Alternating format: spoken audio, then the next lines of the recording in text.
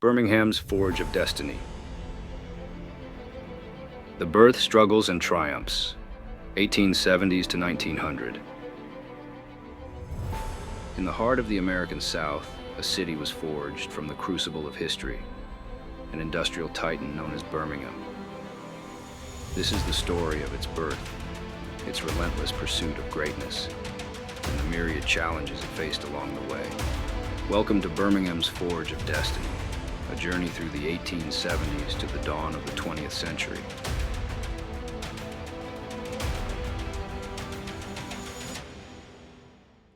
The birth of Birmingham. A vision takes shape. 1870 to 1871. The genesis of Birmingham, Alabama, can be traced back to a group of visionaries who saw potential where others saw wilderness. These early pioneers were a diverse mix of cotton planters, bankers, and railroad entrepreneurs. They shared a common dream: to establish a new city that would serve as an industrial powerhouse, harnessing the rich resources lying beneath the earth. Under the leadership of President James Powell and the majority shareholder Josiah Morris, the Elleton Land Company was born. This company would play a central role in shaping Birmingham's destiny. With a collective determination to realize their vision, they raised a modest sum of $200,000 in capital. This capital would be the seed that would germinate into a city. It was the confluence of the Alabama and Chattanooga and South and North Alabama railroads that marked the chosen ground for this city. This intersection was more than mere geography. It was the birthplace of a grand idea. The Elleton Land Company saw a unique opportunity to create a city that would stand at the crossroads of commerce, where the paths of two railroads met. A marriage of resources: coal, iron, and limestone, 1871 to 1873. The city's founders understood that to build an industrial empire they needed resources, and they needed them in abundance. The key to Birmingham's destiny lay hidden beneath the surface, in the geological composition of the land. Here, coal, iron ore, and limestone coexisted in unparalleled proximity. These were the essential ingredients for the alchemy of steel production.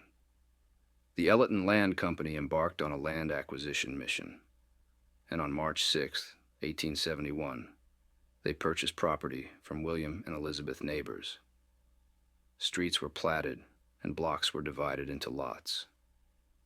The city began to take shape, with its streets and avenues unfolding in anticipation of what was to come.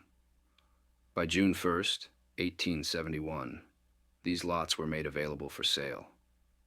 The visionaries behind Birmingham were not merely city planners and developers. They were dreamers and doers who understood the power of a great idea. In their pursuit of industrial greatness, they laid the foundation for a city that would come to be known as the Magic City. However, as with any great endeavor, the road ahead was not without its challenges.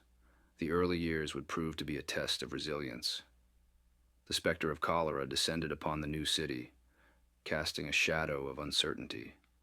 And then came the economic upheaval of 1873, a financial crash that threatened to extinguish the flame of Birmingham's nascent dreams. But this city had something that would prove to be its salvation: the wealth of mineral resources hidden beneath the ground.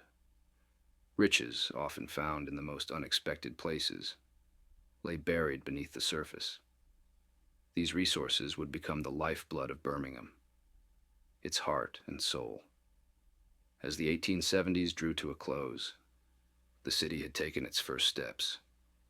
It was a city with a dream, a city built upon a marriage of resources. The destiny of Birmingham had been set in motion, and the challenges it had faced were merely the early chapters in a grand story of growth, determination, and the relentless pursuit of greatness.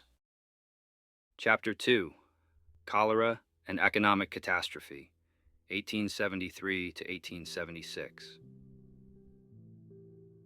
In the grand narrative of Birmingham's birth and early growth, the years 1873 to 1876 stand as a testament to the city's resilience in the face of adversity. This chapter delves into the challenges that the nascent city faced during this period, from the outbreak of cholera to the economic catastrophe of 1873. The cholera epidemic, a grim shadow, 1873. In the early 1870s, Birmingham's pioneers were in the midst of building their dream city. The streets were laid out, lots were being sold, and the vision of a thriving industrial hub was taking shape. However, in 1873, a dark cloud descended upon the city in the form of a deadly cholera epidemic. Cholera, a highly contagious and often lethal disease, struck fear into the hearts of residents. Birmingham, like many southern cities, was ill-prepared to combat the outbreak. Clean water and adequate sewage facilities were scarce, and the living conditions in the hastily erected cabins were far from ideal. The cholera epidemic took a heavy toll on Birmingham. Thousands of residents fled the city in search of safety. It was a trying time for the city's pioneers, but it was also a test of their determination. They faced not only a public health crisis, but also the potential erosion of the dream they had worked so hard to build. The economic panic of 1873, a harsh blow. 1873 to 1876.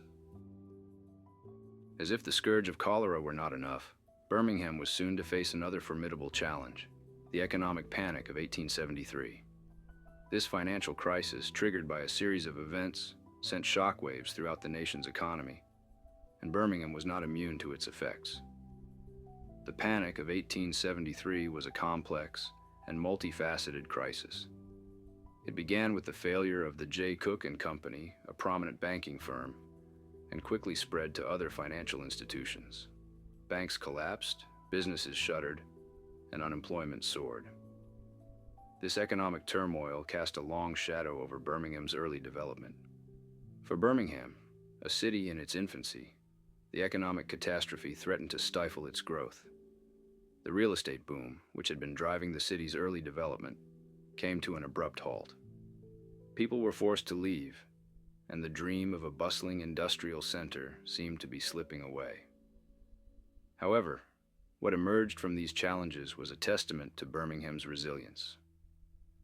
The city weathered the cholera epidemic as cooler fall weather arrived, effectively ending the outbreak. And as the economic panic began to wane, the city found its footing once again. The economic hardships of these years were not in vain. They served as a crucible that would forge the city's determination and solidify its destiny.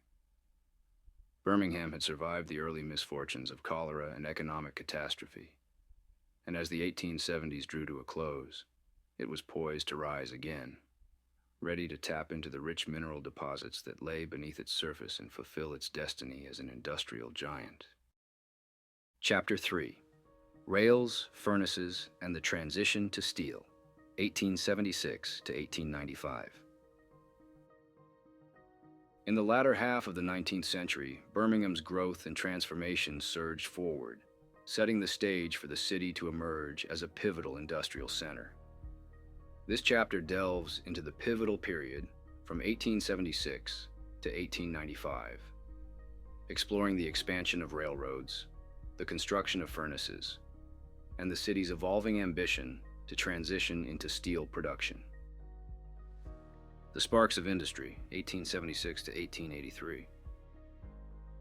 The years following 1876 saw the initial sparks of industry igniting Birmingham's growth. The Eureka Mining and Transportation Company achieved a historic milestone by successfully producing coke-fired iron at Oxmoor Furnace. This achievement marked the dawn of a new industrial era, signaling the city's transition from a nascent settlement to a burgeoning industrial hub.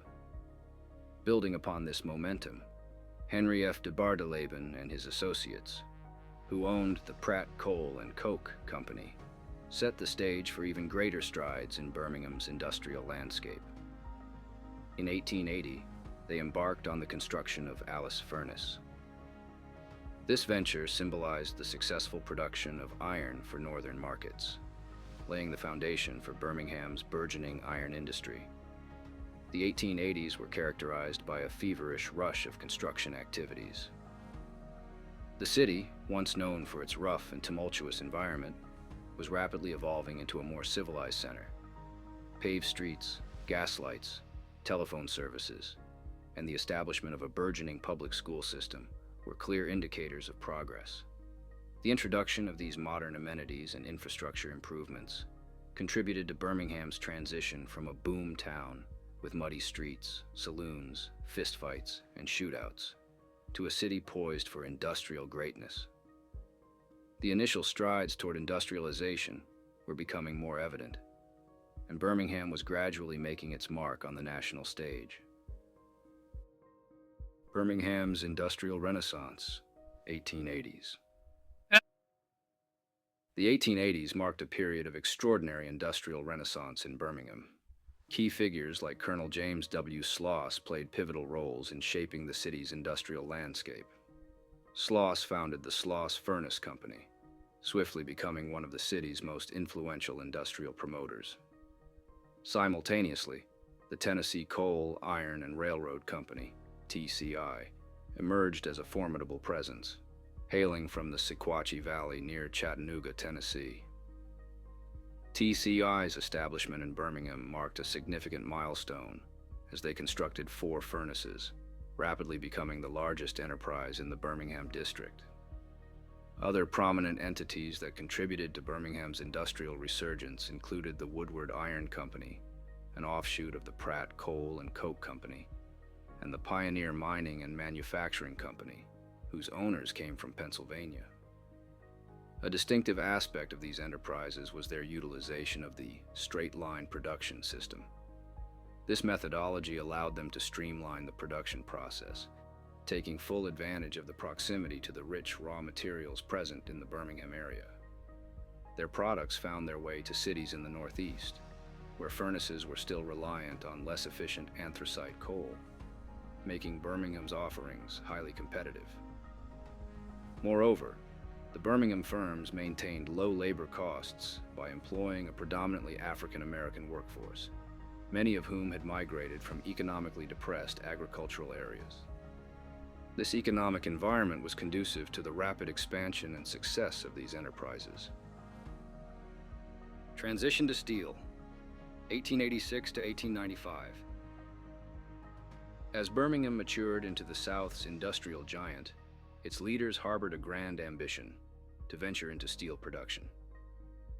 While the city had already earned the moniker Pittsburgh of the South due to its iron output, steel represented a new frontier. Colonel Sloss, a visionary industrialist, sold his company, marking a significant transition in Birmingham's industrial landscape.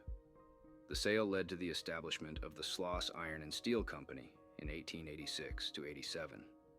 The inclusion of steel in the new company's name was more than symbolic. It embodied Birmingham's aspirations to enter the world of steel production. However, Birmingham faced challenges on its path to steel production. The region's local iron ore was abundant in phosphorus, which posed limitations on steel quality.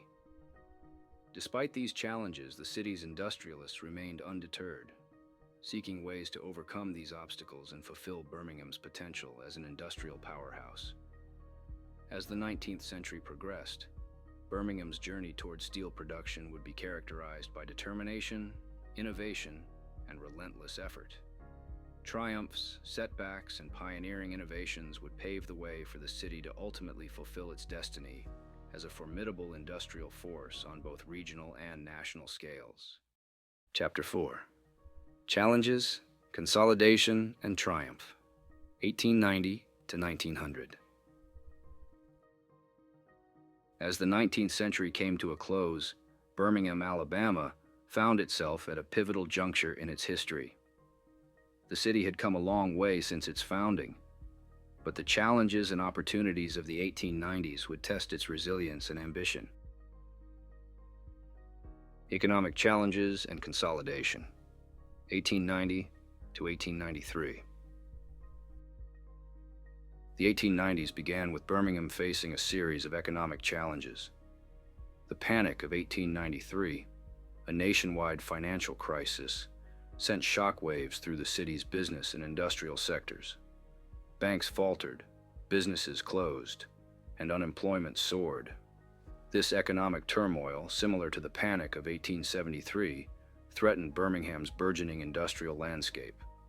However, unlike the earlier economic downturn, Birmingham was better equipped to weather the storm.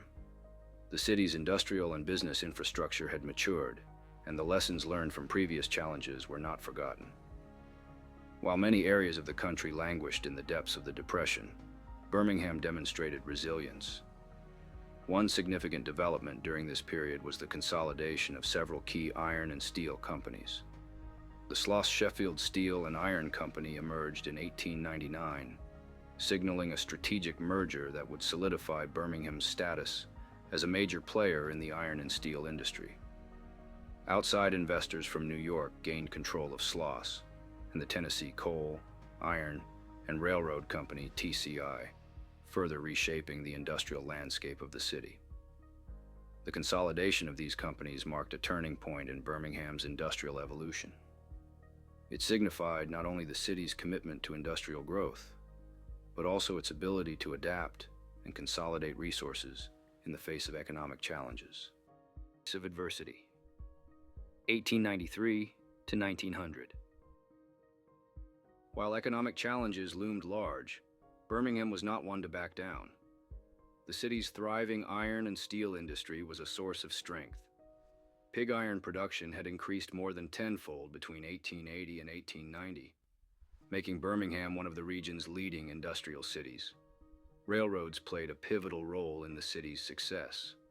The Iron Horse was a key player in connecting Birmingham to regional and national markets, allowing the city to transport its iron and steel products to customers far and wide.